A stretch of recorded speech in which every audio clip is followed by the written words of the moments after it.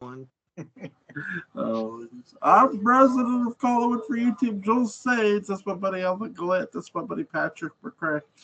We're here to review Smokey and the Bandit, Eastbound and Down. Um, Well, Westbound and Down as the movie starts out. yes. Sorry, Burt Reynolds, Sally Field, Jerry Reed, Jackie Gleason. What a cast here. Mike Henry. You're leaving out Mike Henry for It's my true. God. Tarzan, man. One of the That's Tarzans right. of the 60s. Yeah. Tarzan and the Great River with Diana Malay. Doc Shadows connection. A lot of cool car stunts in this movie. Great car chase sequences. The cinematography in this is beautiful. Guys, when did you first see Smokey and the Bandit? Patrick?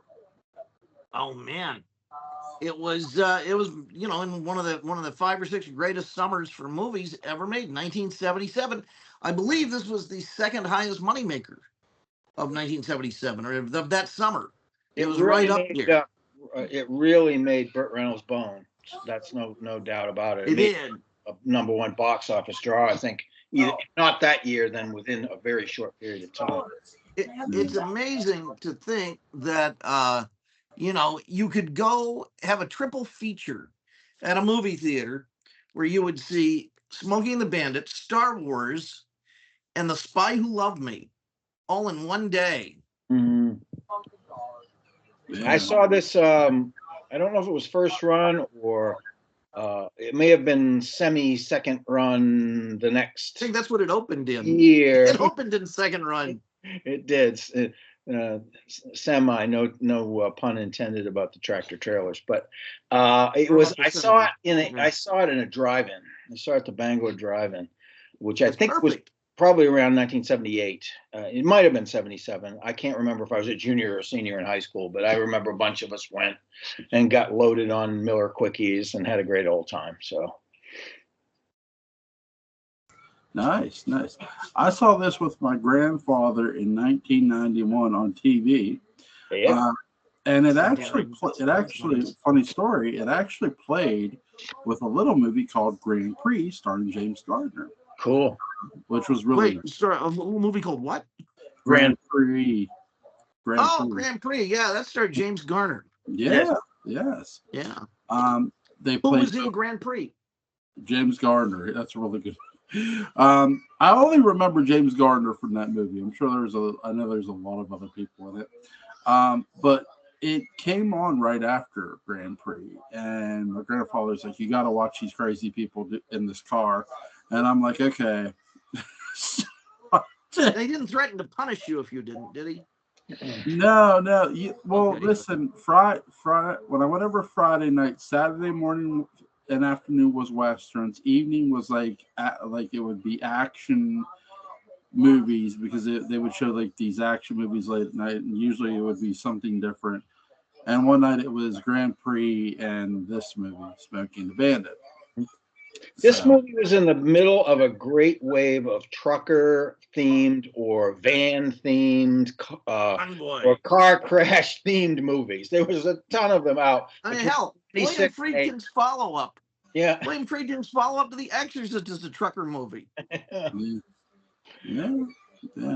There's probably, in a weird way, I often think Stephen King got his inspiration from Maximum Overdrive in this movie in a weird way, but probably not.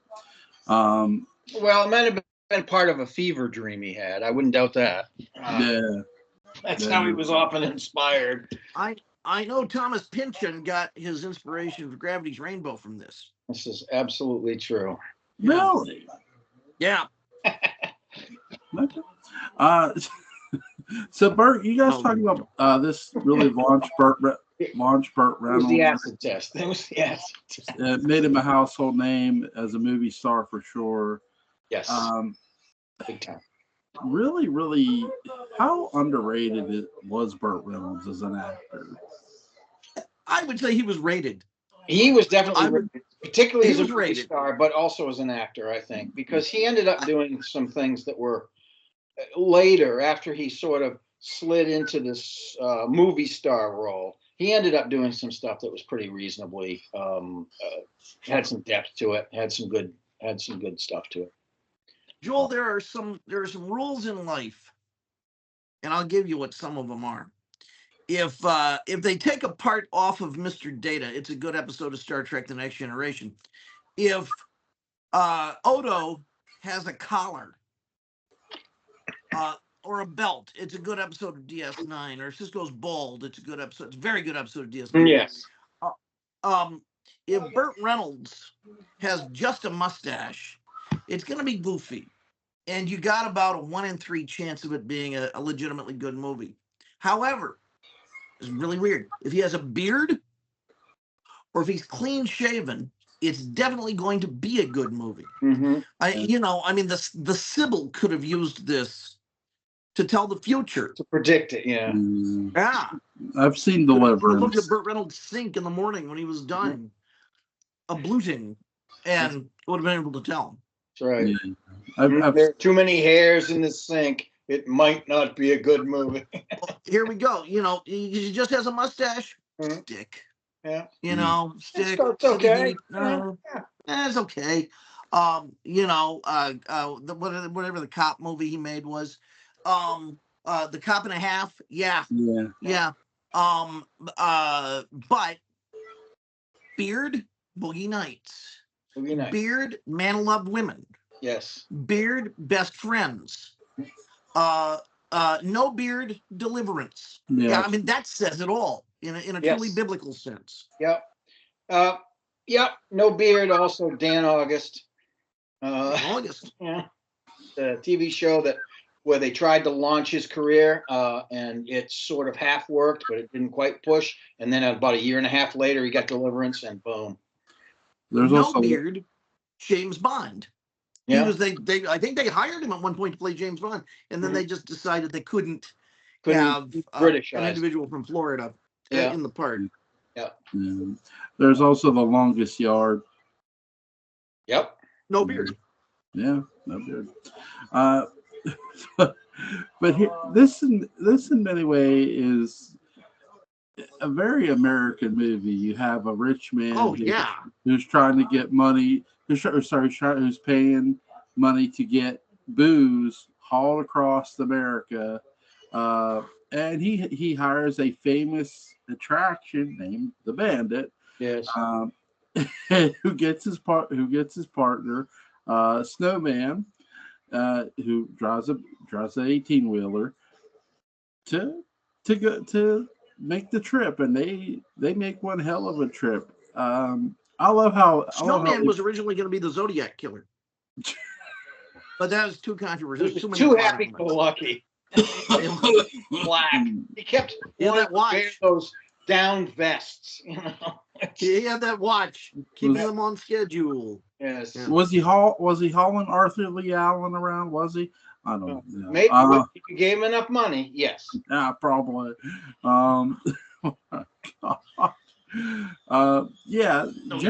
Jerry Reed and Burt Reynolds really have good mic chemistry in this. But they have good in-person chemistry too. They had known each other for quite some time. By the time this movie was made, they'd done Gator together in '70. They'd done Gator, which Hal Needham was also involved with, and that's when Hal was writing this movie. Mm-hmm. And Jerry Reed actually played the antagonist in Gator. So God, evil man in that movie. Totally. Yeah. You also have Sally Field in this movie. Very, very lovely woman. What a performance she gives! I mean, you meet her. She's going to get married to Mike Henry. To the guy. The one guy's Junior. Son, the junior. Basically, W to Jackie Gleason's George Bush Sr. Yes, exactly. Daddy, the building fell down. George's Bush. Exactly. There's no way you came from my loins. Buford T. Justice. Yes. Which wouldn't have been great. Would have been great if we had had Jackie Gleason and Mike Henry as Roger Collins and David. Is this? Oh my God. Is this Jackie Gleason's best movie role or no? No, No, The Hustler. The Hustler is The Hustler, definitely. yeah. It's a dramatic part, but it's way, yeah, it's head and shoulders. This is fantastic. It's actually resurrected Gleason's career, and then Yes, he it did. killed it again with The Toy. It didn't. God, The Toy is a weird movie. It is weird. Wow, what an uncomfortable film. Yeah, it is, and I think everybody was uncomfortable with everybody in that film. It was strange. What, The Toy or Toys? The Toy. No, Okay. The Toy. Do you know about The Toy, Jewel? No, I know about toys though. Jackie Gleason is a millionaire who buys a black man for his bored son. Okay. And he has to Ow. basically entertain him. So this is Ow. the uncomfortable stuff already. Yeah. Oh, wow. It was Christmas of 81 or 82. And Ooh. guess who the black man was, Jewel? I'm gonna guess Luke Gossett.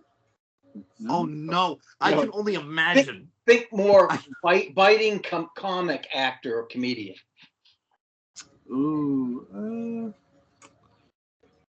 is it somebody young or older? We talked about him because he was involved with Blazing Saddles. Oh, okay, all right. I know. Yeah. Harvey Korman. Yeah. Yes. Yeah. That Now, was very uncomfortable. Jesus. Richard Pryor. Richard Pryor. It wasn't Jesus. It was Richard Pryor. Yeah. Although they were both black. And the weird thing is, Richard Pryor rarely appears to be uncomfortable in anything he does. He appeared to be uncomfortable in that movie, Despite the hysterical face he has on every poster. Yeah, it's like. Here's the weird thing: in the Fat Boys movie, The Disorderlies, if you look at the poster, Ralph Bellamy, venerable actor Ralph Bellamy, look it up, has a Richard Pryor expression on his face. On the poster for Disorderlies. It's weird. Yeah. Look it up. I'm not kidding. Bellamy had one of those, I'm doing it for the money looks. He certainly was. How much of the stunts did Burt Reynolds actually get to do in this movie, do you think? A lot. I mean, anything that the insurance company pretty much would turn a blind eye to, Burt was more than happy to do it because he was trying to prove himself to Hal Needham. Yes. And he was just as much of a real man. Yes. Yeah. Needham was kind of a mentor to him in a lot of ways. Now, I think I mentioned this. I don't know. If you go back and watch Once Upon a Time in Hollywood, basically Leonardo DiCaprio and Brad Pitt, they're playing Bill Buckley and Gore Vidal. They're playing Hal Needham. I can't get them mixed up. Hal Needham and Burt Reynolds. Yes. Yeah, they are. You're right. That's another movie that made the Dukes of Hazzard possible was Hooper. Because of all the car jumps and everybody became fascinated with that stuff. I'll tell you what, people like to, kid Hal Needham because he's a ludicrous figure in many ways. But Hooper dramatically is an extremely good movie. Mm-hmm. I mean, once you're looking at stuntmen and taking that world seriously from an insider's perspective, yes, which it's a world with a lot of stakes. Mm-hmm. It's a damn good movie. Mm-hmm. It is.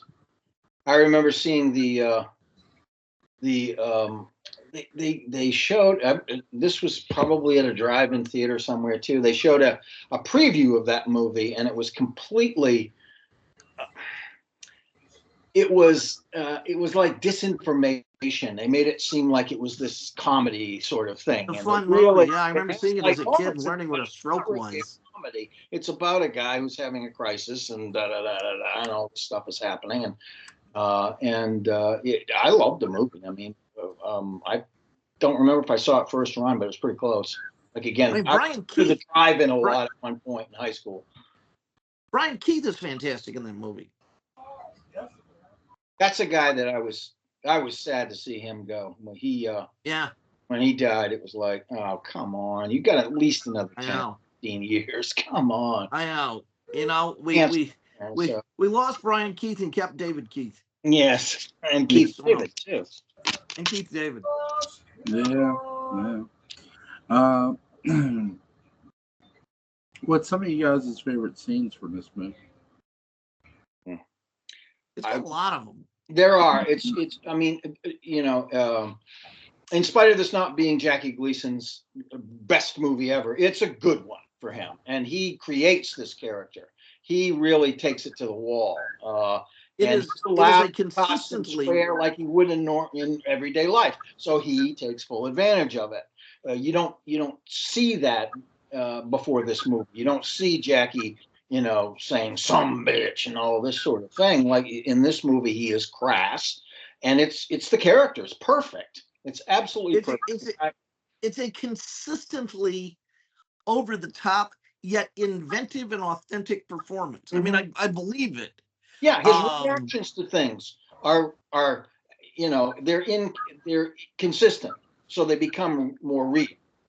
He wrote the Diablo sandwich scene, I found out. Oh, no kidding. And yeah. Gleason wrote the scene, and after they shot it, apparently in the script, there were a bunch of scenes between Bo and Buford, and they were supposed to be peppered throughout the movie. Yeah. With I think Buford never picking up that this is the bandit. Right. It's like Run Silent, Run Deep in that sense. Yeah. I mean, it really is. I think they probably decided to save it for the end. That's probably why. I mean, in terms of the impact of that looking over his shoulder thing and not doing much during the actual movie, that may have had something to do with it. Guys, hang on just a second. I'll be back in just a minute. You bet. Another thing about another movie that deserves credit for this movie is Kill Pussycat Faster, because we talked about that movie where the indestructible serial killer was sort of born. Well, Buford T. Justice is the indestructible antagonist in this movie. He is. He just keeps coming like the Energizer Bunny. The car keeps being destroyed, but he keeps coming. Yes, it's true. It's just like he just keeps chugging. Like that thing could be on fire. He'd be. Yes, he's still going. I mean, and they have this scene that showcases his sheer force of will, where he dresses down the state cop who's telling him, what to do, and he just gets out of his car and sticks his belly right into his and gives him a good dressing down, and the guy backs off. It's like his sheer force of will, like you say, indestructible, unstoppable kind of guy. And he is. He's on his way to chase him again at the end of the movie. He's not going to stop. Yeah, he's coming from Texas. Yeah. I mean, he's totally out of his jurisdiction. He's breaking the law that he's supposed to uphold by, chasing they're going to Texarkana. If you know the history of Texarkana, yes, the town that dreaded sundown. I mean, yes, it's like, but yeah, they use that town for this, for the starting point and what's going to be the end, like come back to of this movie. If you go get all this booze and bring it to me, I'll pay. Okay. Yeah. And they leave the Trans Am or the Firebird. They leave the big rig. They take the guy's red car. Yep. It's Cadillac. It's a God. Up to Boston for some clam chowder, double or nothing. We'll do it. $160,000. Let's go for it. It's mostly because the two, the father-son rich crook team has such punchable faces, and they can't punch them, so they're going to take their money. It makes sense because they're so irritating. Well, yeah, Reynolds laughing at him too when he first meets him is a hint to. Oh, totally. Frickin' frack. There it is, right in front of it. It's like something out of a cartoon. Wait. Are you guys talking about Uday and Kusei again? Yes, absolutely. Or the Uday and Kusei of this film, anyway. Big Daddy and Junior there. It's towards the end. Yes, yeah. Oh my God. Again, you're dealing with characters that would be ripped off directly for the Dukes of Hazzard. Yeah. Sure. Guys in these cheesy nudie style, but not really nudie suits and big old 10-gallon hats. And yet, you know, they're to get ridiculous. To get more pretentious than I usually do, let me ask you a question. Is this a movie that, in its own way, technology notwithstanding, Goldoni would have recognized in terms of Commedia stock? Maybe not stock that he had, but nevertheless. Yeah, lines of business. Absolutely, there are lines of business in this movie. Absolutely, you've got you know. I would almost put Paul Williams' character in El Capitan because he's such a I'm so this and so that, I want to kick his butt and all this sort of stuff, and of course he would never do it, which is. But Pat McCormick's sort of a Pantalone type. Yeah. It's probably the movie that inspired a lot of other car racing movies to come. I mean, you look at the Fast and the Furious franchise that is going on for how many, movies. Joel, I'll tell you what. I made it through one of those movies, but I have my limits. I tried watching the second one, and I like a movie that's fast. I like a movie that's furious, but that was too fast. Too fast and too furious. That's right. Wise. But I mean, warning. The getting back to the lines of business, of course, you have the Inamorata, you have the heroic couple, you've got and it's probably got more than one Pantalone, because I think you could say Buford Justice was one of those too, kind of. But he's got a Capitano quality. He is too, yeah. He struts like a rooster. You're right. And then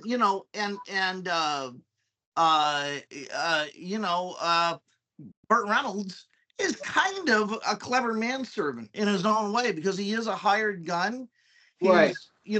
Different social class. Yep. Outsmarting everybody. Mm-hmm. Yeah. And so that you would have a Arlecchino. That would be Harlequino.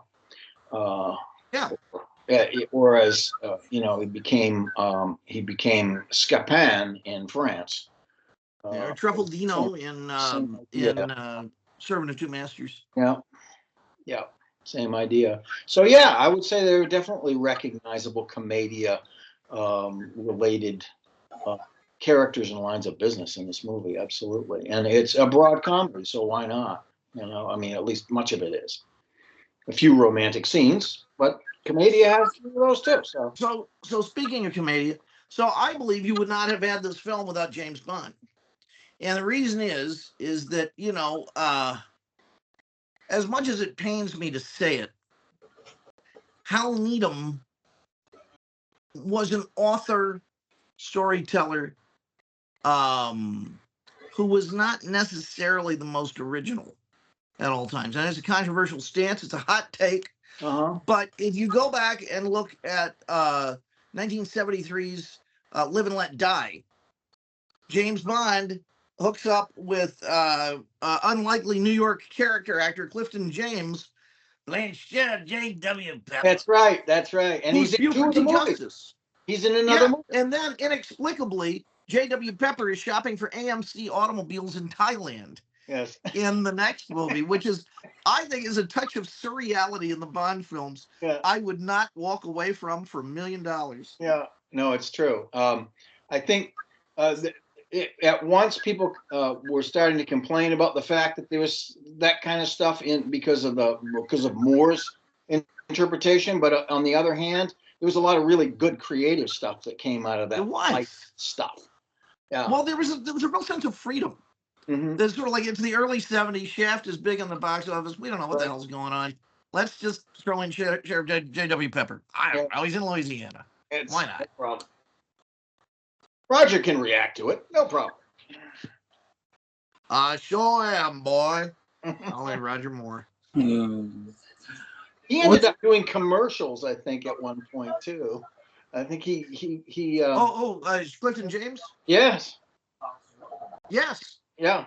I think he ended up doing car commercials. Maybe it was AMC. I don't remember. He was the Renault Alliance. Oh, But but yeah, you had that, and of course Roger Moore would wind up in Hal Needham car chase movies, right, because he's in Cannonball Run as a right, man who thinks he's Roger Moore, but he's this nebbishy right. Jewish son of somebody. I don't remember who. I think Richard Pryor. Um, Yeah. Speaking of surreal, Cannonball Run. Yeah.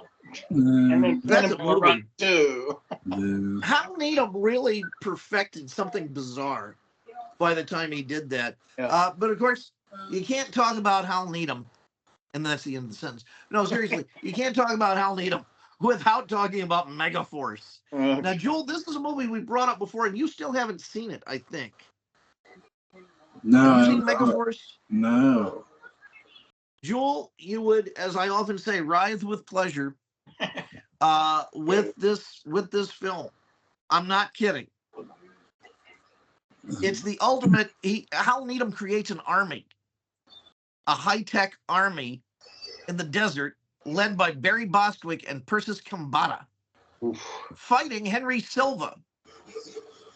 Okay, I get the fighting Henry Silva part. Yeah. Flying motorcycles. Wow. I mean, it's Henry Silva. You gotta fight Henry Silva. It's like a role. And he's either fight him or you fall in his But presence. ultimately he's your pal at the same time. That's the crazy thing about Henry Silva. Yeah. Only if you have a scheme to rob 5 different casinos at the same time. Yes. I think that's part of Megaforce. What's your favorite Roger Moore Bond movie? Oh, well, Live and Let Die I can tell you what, pardon? Live and Let Die for me, I think it's my favorite Roger Moore. Live and Let Die is a great movie. God, I love that movie. David Hedison. Your champagne. I have problems with Live and Let Die though, because Bond essentially is sort of a rapist. At one point, with the cards. That's the dark, the little dark side going on there for Roger. Wow. Absolutely. Wow, is that dark, especially because she's crying afterwards. And I just don't feel good about any of this. We've come a long way from Vesper Lind. Yes. Or Paul Lind, but whatever it is, we've come a long way from Domino, or any of them. I would say the most spectacular of them, the best, of course, is Spy Love Me, which is, a movie. It's great. So with a set so large, they had to build an entire soundstage for it and get Stanley Kubrick to sneak in and help Ken Adam light it. Yeah. Kubrick came in to do that. He's pals with Cubby. It's really weird. And of course, Ken Adam had done Dr. Strangelove and Barry Lyndon, which had weird lighting also. It did, because they were going for natural lighting. All source light. But the other thing that, how the hell did they light Dawn of the Dead? Think about that. But it lit beautifully. How did they do it though? But my other question or comment about that is forgotten. Okay, so Spy Love Me, certainly spectacular. It was Cubby Broccoli's first film alone. And the Bond films were not that healthy as a franchise at that point, thanks to Man with the Golden Gun. And they didn't know they were going to be making that many more. He lost Harry and Harry's gambling debts, thank God. And Cubby had to do it his way, and he made one hell of a remake of You Only Live Twice. However, in terms of just a goddamn good movie, one of the best Bond films ever made, For Your Eyes Only, which I think people often forget. Any movie that starts out at the grave of Tracy Bond's not going to be bad. And this is no exception.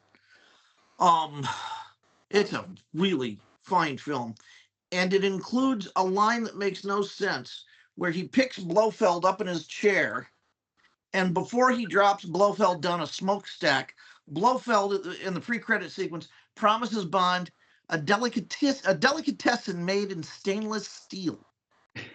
Look it up. It's a line that every time I do it, I think I've gotten food poisoning, and I did not accurately hear it. Where's Mr. Bond? I'll buy you a delicatessen made out of stainless steel. Yeah, God, that's a weird movie. To me, the best Roger Moore James Bond film isn't even a Roger Moore James Bond film. It's the movie Folks, which I would love to talk about with you guys at some point. Have you seen Folks? No. FFOLKES. Okay. Oh man, it's a military adventure kind of, with Roger Moore playing a completely eccentric weirdo hero, going up against a terrorist played by Anthony Perkins. Perkins. And it's a really good movie. Yeah. If you haven't seen it, look it up. It's lowercase FFOLKES. It was made around 78, 79. Okay. I'll write that down for sure. Yeah.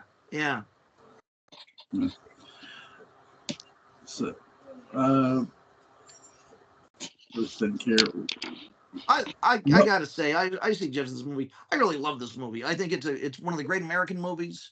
It's a nice piece of American history, because it is a reaction to the Carter administration. Yeah, it's totally Americana, and it's an ode to rural culture more than urban culture.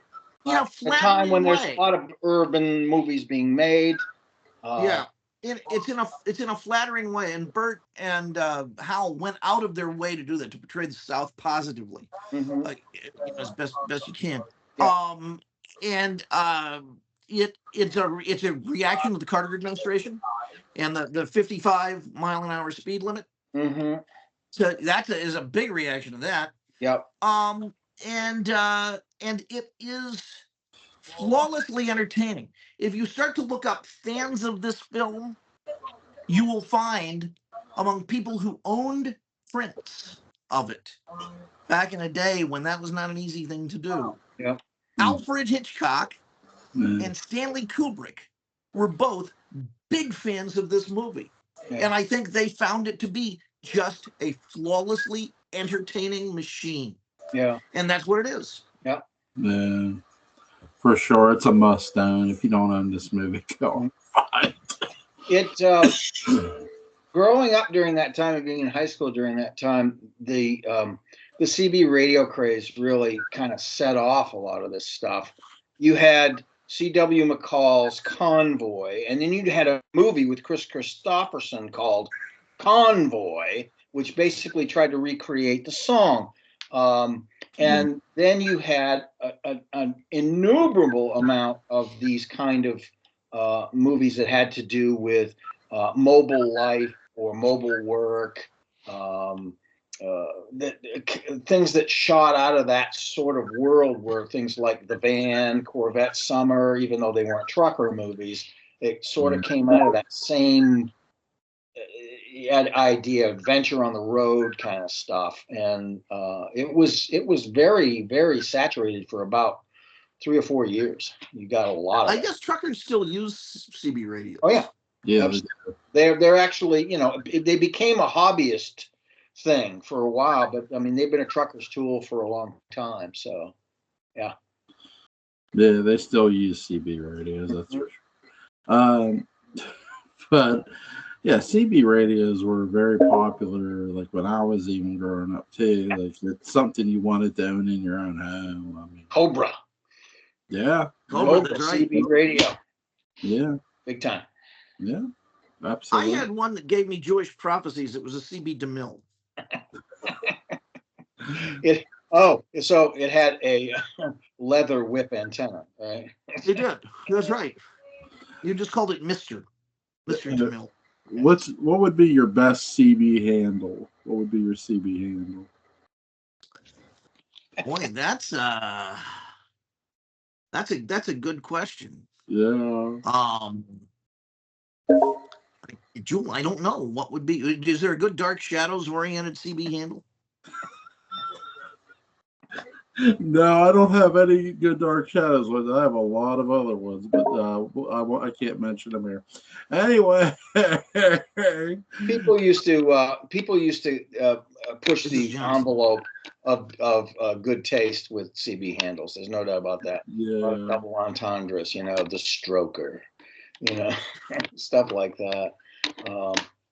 My I had a Midnight friend in Mercury. high school who was the baby bull, and I said, "Who was the big bull?" And he said, "My father." I said, "I'm going to tell him you said that." Like just everybody that I did not own one because I did not have a car in high school. I probably would have owned one if I had a car back then, 76 through 78, 79 when I was. I chose a bad one. I chose suction curettage. And that one, once people looked that up, that was a very awkward conversation to have with them. How I got the nickname, Yeah, I don't want to say. Yeah. Summer clearance for your drag CB handle. I can only imagine. Yeah. Oh my God. Jim Pearson is my CB handle. Jim Pearson. That's Pearson. Otre right there. What's really going on? Call check, Night Stalker. There you go. There you go. Night Stalker. Oh, Night Stalker is a one great that they would have. Somebody would actually have Yeah. that. That Night Stalker would be a good one. Yeah. Then I could be Vincenzo. There you go. There you Oh, go. Jack, you're covering that cat show. Breaker 19, Tony V. Tony V. Are you out there? You got your ears on. Yeah. One of my favorite scenes from Smokey and the Bandit, obviously, when he meets the two rich guys, he laughs. That and the fact when they're coming back, and the trucker stops for the motorcycle guy, and Burt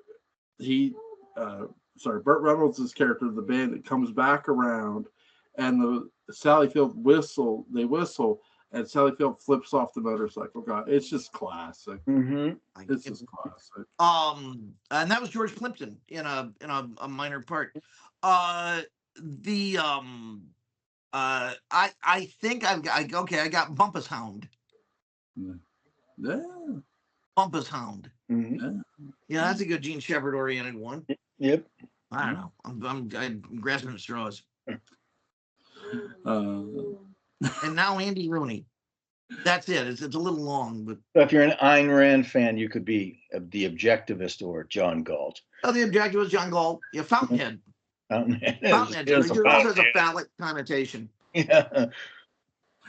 Oh my God. It works better than We the Living. That's that one doesn't flow well. Or Introduction to Objectivist Epistemology. Episiotomy, I almost said. That was better. Introduction to Objectivist The Fountainhead could also be a San Fernando Valley handle. So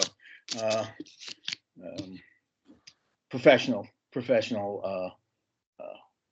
gnome de porn.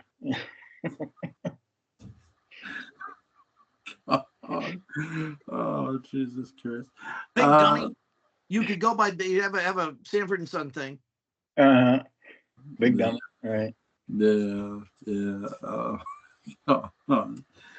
What's that? Your Snoopy charm off your lanyard. Oh, okay. Put on the floor, must have broke. Wow. So let's see.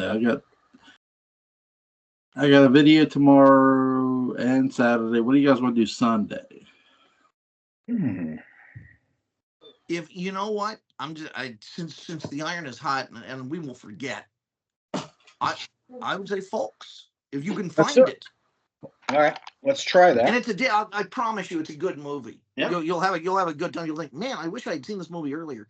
Mm-hmm. It's a movie that's easy to forget just because it's not attached to any franchise or anything like that.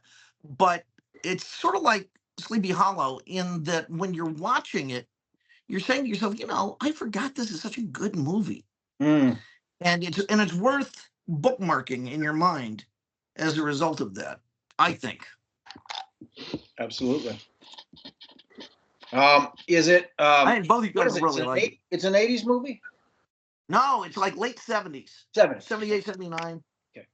How's But it was a major first run release, you Mhm. know. How's it spelled again? F F FFOLKES. S. And it's some bizarre British name, you know, like Welsh or Like something. Welsh or something, yeah. Yeah. Okay.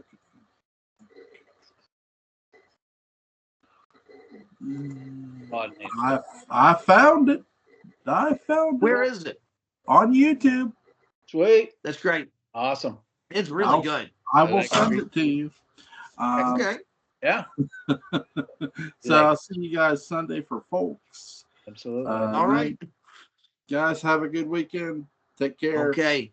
Take care, gents. Bye. Bye.